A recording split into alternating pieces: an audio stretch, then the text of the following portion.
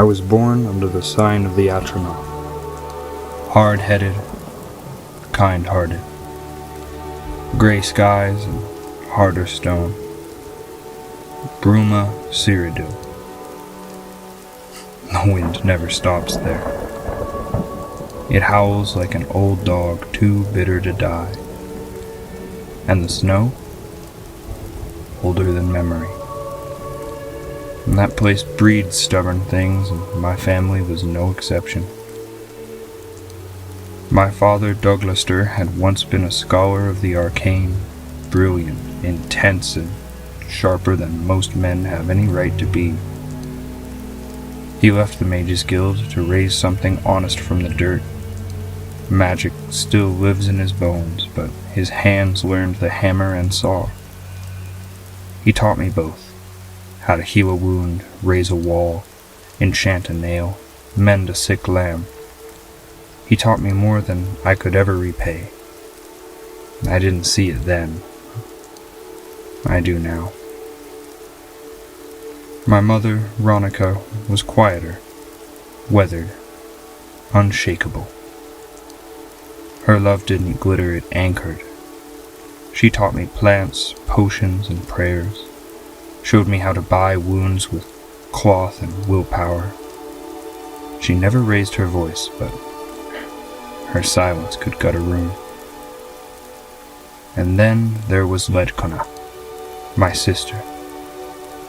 Stranger than all of us. Barefoot year-round. She painted with ash and snow melt, carved hallucinations into bark, wrote poems in dead dialects. She swore the stars whispered to her while she slept. She made magic without spells, art without audience. The village called her the free spirit of the north. I called her brilliant. Until I didn't. Until the rot set in. I was a good son, a prodigy. I was supposed to be better. But somewhere between youth and manhood, I chose the shadows, not because I was broken, not because I was hurt, because I was weak. It started with moon sugar, then skooma, then poison dressed up like potions. I stopped showing up to spell lessons, stopped forging, started stealing. I drowned the voice inside me with drink and more skooma until even the guilt fell quiet. I didn't hit rock bottom, I carved one out and dragged it with me. One night, high and howling, I tore one of Ledkona's paintings from the wall, called it madness, called her crazy, said she'd die face down in a drift, chasing ghosts written in bark and blood. She didn't argue. She just stopped speaking to me. I left soon after. Coward's exit. Window, not door. No goodbyes. I ended up in Breville. Sewer with a skyline. I lived like a dog, begged, fought, got sick, got high, forgot who I was. Magic turned to sparks, words to snarls, nights to nothing. I stopped dreaming, stopped feeling, just wandered from one craving to the next until even hunger felt like hope. And then I found it, the Priory of the Nine, or what was left of it. I was lost one night, delivering skooma to Skingrath. The rain hit like judgment. I stumbled into the nearest shelter I could find. Looted, desecrated, altars overturned, blasphemy carved into stone. The place stank of blood and cowardice. I collapsed into the nave, not to pray, just to fall, just to rest. And then something shifted. Not a god, not a glowing specter, just wind, thick in my lungs. The scent of pine, wet stone, and old steel, and a flicker behind the eyes like a memory I never lived. I saw them. A band of figures in furs and blood-stained mail. Bandits, mercenaries, scavengers, laughing with fire in their eyes, dragging a sacred chest on a sled. Inside, all of it, the relics of Kyne. Helm, gauntlets, sword, mace, armor forged for virtue, stolen by vermin. North. Always north.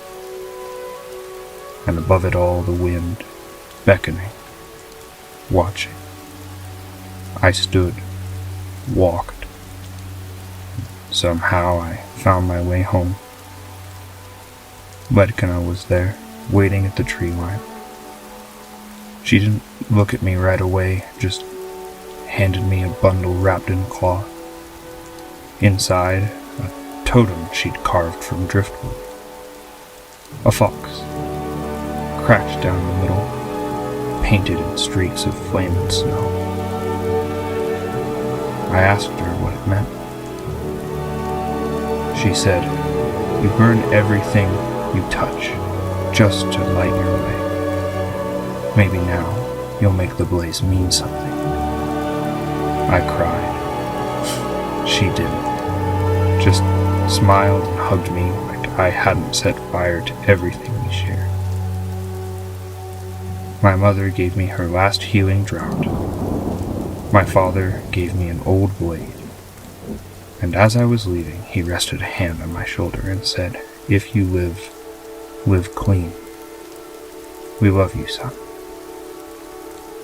I left with teary eyes, and for the first time in what felt like an eternity, a heart full of purpose. I crossed into Skyrim beneath a waning moon. Thought I was clever. Thought I could slip through. The Imperials thought otherwise, caught me at the Pale Pass. Chained, carted off like refuse. But that's not where I die. Because I've seen them, the relics, not in dreams anymore, but in memories that never happened. I feel their weight like I was born to bear it. They're not relics, they're absolution buried in steel. And they were never theirs to take. I won't bring them back to the Empire, not to the Church. They go to the earth, to the wind, to Kyne. Not in worship, but in penance. I may not believe in the gods anymore, but I believe in consequences. They stole a symbol of virtue. I will take it back. Not to redeem myself, that ship's rusted on the sea floor, but maybe to stop someone else from drowning.